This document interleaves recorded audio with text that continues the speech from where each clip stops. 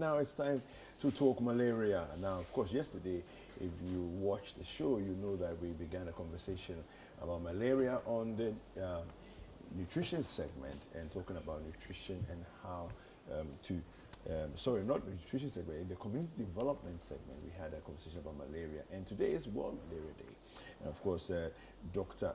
Kelvin has joined us in the studio.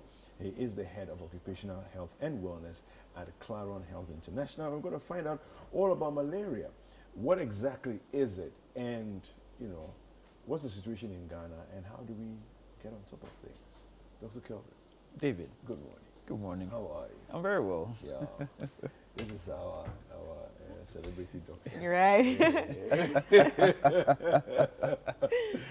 Yeah. So, it's World Malaria Day. It is. And it's a very funny disease, I imagine. I mean, I've come to see, because the entire world over, majority of cases are in Africa. Mm-hmm. And in Ghana, it's quite endemic. Yes. But we somehow don't see it as a problem. It's just malaria. Yes. Isn't it? No, especially West Africa. We have Yeah, the no, I attitude mean, it's just it's malaria. just malaria. Yeah. In fact, malaria, in the year COVID killed people in Ghana, malaria killed more people, but we were more scared of COVID. True. Because it's just malaria. It's just Because malaria. Yeah. And it's very true. I mean, we don't put enough respect on malaria, and it causes a lot of problems for, I mean, as a country. You know, globally, the cost of malaria a year is about $12 billion. And Wow. and this is just the cost to treat malaria, right? We are not talking about the lost man hours. We are not talking about the other things you are putting in place to try and control mosquitoes. We are just talking about how to treat malaria. That's $12 billion a year, you know. That's staggering. Yes, it is. So it's a big deal, you know. And out of the 15 top countries that are affected by malaria, 10 of them are in Africa, and Ghana is one of the 10. You know, so it is indeed a major problem in Ghana. You know, even though we don't respect it as enough. A majority, about 60% of our OPD attendance is actually due to malaria. You know, 60%? So, yes, if not more. Wow. Yes, so it's a big deal. I mean, that's just to let you know that it's indeed a big deal. That's very interesting, because it means that if we were to fix this malaria problem, we could actually lighten the load on our healthcare quite massively. Yeah, then we can actually focus on the other things that are that we can actually do a lot more about. You see, because there are other major issues that, because we haven't dealt with malaria, they are not getting as much funding, they are not getting as much attention. You know, because we have still not dealt with malaria. You know, let me just chip in. So if you fall sick, if you develop malaria, you lose up to about 8 days of work. So assuming you're a sole proprietor, or you're a market person, or you work for somebody, and you're losing 8 days for every malaria illness, that's major. You know. And if you are just a caregiver, let's say your child falls sick to malaria, averagely you're losing about 5 days. You know, so in terms of lost man hours, malaria is also a major cause. So on the economy, malaria, so one, we are actually paying cash to deal with malaria, and two, we are losing cash, you know, because you can't go to work to actually be productive because of malaria. So malaria is like a double-edged sword, and it needs to be dealt with. It's not just malaria. It's a big deal. Right, but what do you think causes the attitude of it's just malaria? Yes, because everybody down here has probably had malaria before and didn't die, so they don't see the big deal. You see, it's like once it doesn't kill you, exactly, it doesn't kill your neighbor. Exactly. We're like, it's just malaria. So take us back a little bit. Let's establish, first of all, what exactly is malaria? I mean, I know, but not everybody knows. Well, malaria is a disease that's caused by Plasmodium, you know, and there are several types of Plasmodium, but the commonest one that we have here is falciparum, you know, and this Plasmodium is spread by the female Anopheles mosquito. I mean, every primary school person can quote Everybody knows that. And typically, these mosquitoes, they bite in the night. You know, so they come out at night and they bite in the night, and then they spread the malaria. When you say they bite in the night, the ones that bite in the afternoon don't cause malaria? Technically, the ones that come out in the afternoon, they may, because you see, the mosquito spreads other diseases apart from malaria. Yes. You know, so the particular one that actually spreads malaria, they tend to come out at night. Okay. You know, so that's why if you sleep in mosquito-treated nets or insecticide-treated nets, it gives you some protection, because by the time they come out, you are protected. You are in the cage or you are in the mosquito net, and that serves as a very, very good preventive shield. Exactly. You know, and so it's important that we try and understand these things. Now, so that's malaria, the Plasmodium falciparum that spreads that malaria. Now, when it gets into your bloodstream, it can cause other things as well. You know, there's a liver phase where the Plasmodium actually enters your liver, and it can cause some liver rupture in the liver cells. So that's why malaria can cause jaundice. You know, when it now goes into your blood cells, it can also cause rupture of the red blood cells. And that's why malaria again causes anemia. You know, so all these are some of the symptoms of malaria. You know, so it's not just malaria. It's other things exactly that extended on it. All right. So we've established what it is, how it is caused. Mosquitoes, right? The female Anopheles mosquito. If it's the carrier of the Plasmodium, what's the struggle with dealing with it? Because you said we know, and we've known for years that Plasmodium, yes, is a tiny thing we can't see with the naked eye. But the one that's carrying it, we can see. We can see. So that's why you have to be skilled at killing them, man. You have to know how to right time.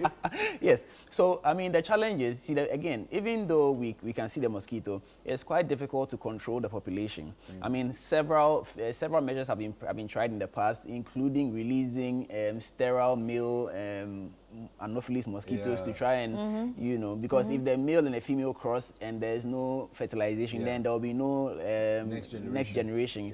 You know, it has in some areas it has actually worked, but in our jurisdiction it hasn't worked as much. You see, because the conditions that we have here are very good for malaria. You know, because of the rains and the poor drainage systems and, you know, the general poor hygiene in our environment. So our attitude is part of it. Our attitude is part of it, you know, because every time it rains and the puddles collect in the tins and in the gutters and in the tires. The tires and all those areas. These are, I mean, the amount of water in those things is enough for mosquito larvae to actually develop. I can picture it. A sport wheelbarrow is sitting there. Exactly. Rain has fallen. It's inside. Exactly. For weeks, it's there. Exactly. You have a production site right there. And the choke gutters. All these are conditions that are conducive for the development or the growth of the malaria the mosquito population, you know. And then they come out eventually, and then we have poor netting. I mean, you go to some places and the mosquito netting around the house is torn. You know, mosquitoes just pass through. They hardly have doors. You know, if you look at the population of people that are actually living on the streets in Accra, for instance, you know, it's not surprising that we have significant numbers still coming to our OPDs with malaria. The interesting thing, though, and Chris, this is what I found fascinating when I studied malaria in school, is that the female mosquito is literally just going about its own business, right, and taking care of its family. So it has eggs, and it needs to feed. Do you see? So what it's doing literally is that it just came for some blood to feed its offspring, my eggs, right? But in the process, it drops the Plasmodium takes opportunity and enters you. Wow. Yeah, so I mean that's just it. Scene. So the Plasmodium, I mean, the malaria, the mosquito rather is just a transport medium. The Plasmodium is doing its own things. Once it makes contact with the skin, the Plasmodium, it knows what to do, and it goes straight into the blood, straight to the liver, and then begins its life cycle. Unbelievable. It is interesting.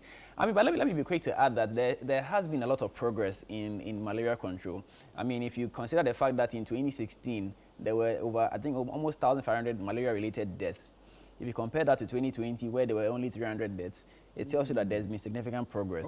I mean, the malaria control program has been distributing insecticide-treated nets. They've been doing the residual spraying, among other things. And now, thankfully, there is a malaria vaccine that has been also approved. Let's talk about that one.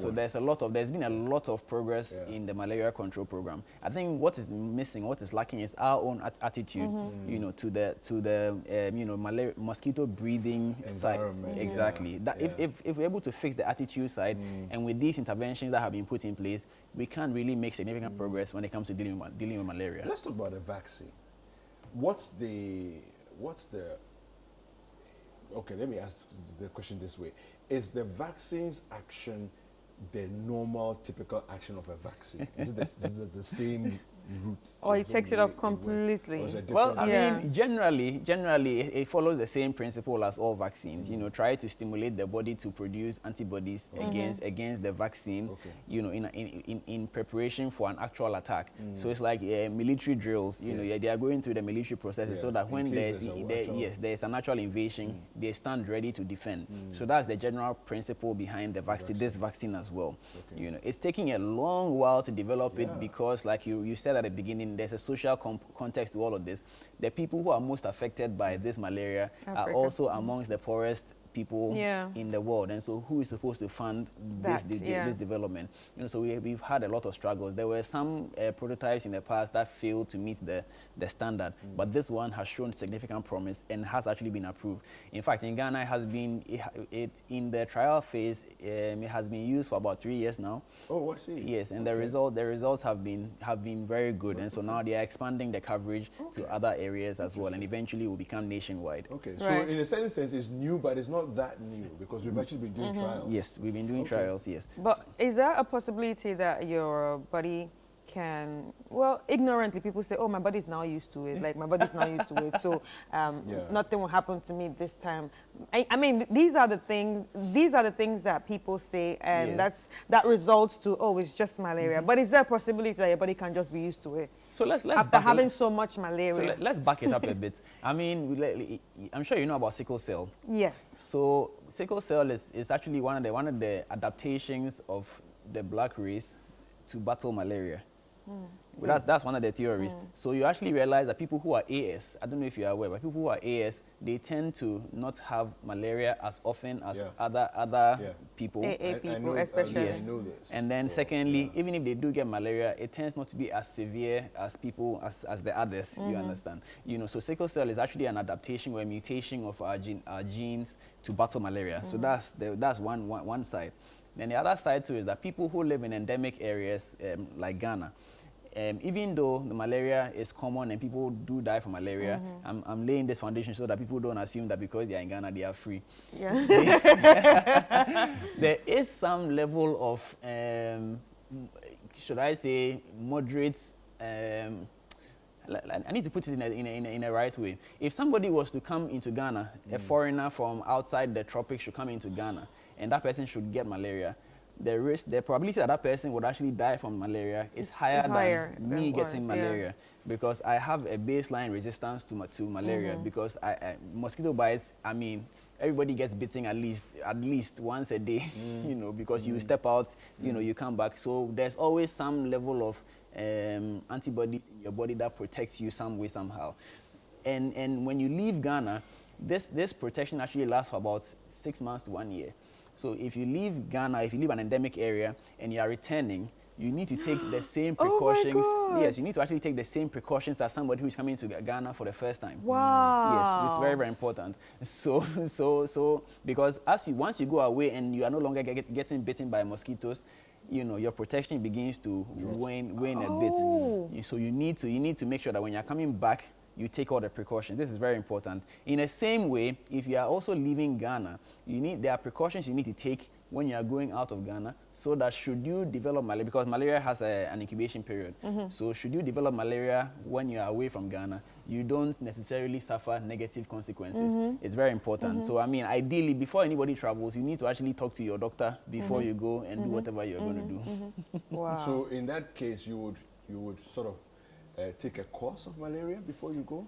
Ideally, there are preventive drugs that you can take, but if you don't have access to any of those preventive drugs, you can also take a course of malaria. But there's a way to do it. You're supposed to start in Ghana and complete at your final destination. So you start a day before you leave, and then take the final doses when you arrive at wherever you're going. Right. Wow. Yes, it is interesting. I mean, and malaria is well known, you see, so to be honest, we shouldn't be dying from malaria, because we have so much information about malaria. We know a lot about malaria, but for the poverty and the attitude, you know, if we're able to fix the poverty some way, somehow, and then fix the attitude, these two things together will actually bring malaria under a lot of control. Right. Okay, so like talking about poverty and the prevention of malaria. Okay, I see a lot of, I don't want to call them poor, but people that can't really afford, you know, the mosquito sprays using mosquito coils. Now, talking about mosquito coils, is it safe to sleep in mosquito coils? Because they actually light it and they sleep in it. This is a difficult question.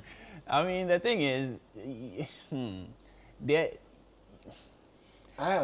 difficult. I have found that I wake up with all kinds of respiratory issues. True, me too. Every time.